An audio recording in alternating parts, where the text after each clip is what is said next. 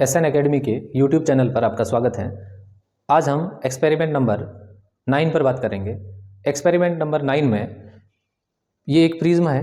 Prism की सहायता से आपतन कोण आई तथा विचलन कोण डेल्टा के मध्य ग्राफ खींचकर न्यूनतम विचलन का मान निकालना। तो देखिए इस प्रयोग को कैसे करेंगे। ये एक प्रिज्म है और प्रिज्म की सहायता से अपन को आपतन कोण और विचलन कोण के मध्य ग्राफ खींचना है। तो इसके लिए एक कार्डबोर्ड यूज करते हैं और इस कार्डबोर्ड पर थोड़ा नजदीक ले आए। ये एक कार्डबोर्ड है और कार्डबोर्ड के ऊपर ये एक प्रिज्म रखा हुआ है। अब इस प्रिज्म है, इसके तीनों ओर लाइन ड्रॉ कर लें और यहाँ पर एक ये परपेंडिकुलर लाइन ड्रॉ करें 90 डिग्री पर। 90 डिग्री पर ये जो लाइन ड्रॉ हुई है ये आपका अभिलंब होगा और अभिलंब से एक जो आपतन कोण है मैंने 30 डिग्री लिया है ना। 30 डिग्री आपतन कोण पर दो ऑल पिन है वो फिट कर दिए। ये जो दो ऑल पिन है वो इस तरीके से फिट करनी है कि एक ही लाइन में हो। ये फिट करने के बाद आपतन कोण आपका फिक्स हो गया है 30 डिग्री। अब इसके बाद इसके जस्ट ये वाली जो साइड होता है प्रिज्म की, इस वाली साइड से आपको इन दोनों ऑल पिन को देखना है और इस वाली साइड से जब ये दो ऑल पिन दिखते हैं तो दोनों ऑल पिन है वो बिल्कुल एक ही लाइन में होनी चाहिए, मतलब एक के पीछे है वो एक होनी चाहिए, एक के पीछे एक।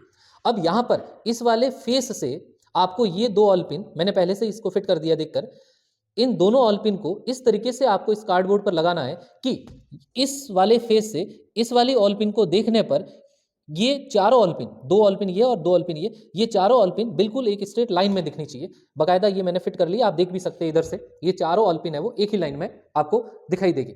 अब जब ये चारों ऑल पिन एक ही लाइन में हो जाए तो ये दो ऑल पिन है वो निकाल कर यहाँ पर डॉट कर लें और एक लाइन ड्रॉ कर लें। तो ये जो किरण है ये आपकी आपतित किरण है और ये वाली जो किरण हो जाएगी वो निर्गत किरण हो जाएगी। तो आपतित किरण और निर्गत किरण के बीच में जो कोण बन रहा है वो कोण है वो आपका विचलन कोण होगा।